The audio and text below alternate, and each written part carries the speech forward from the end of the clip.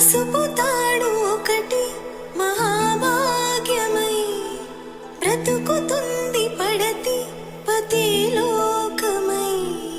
మగని మంచి కోసం పడే ఆర్తిలో సతిని మించగలరా మరి ఆర్తులు.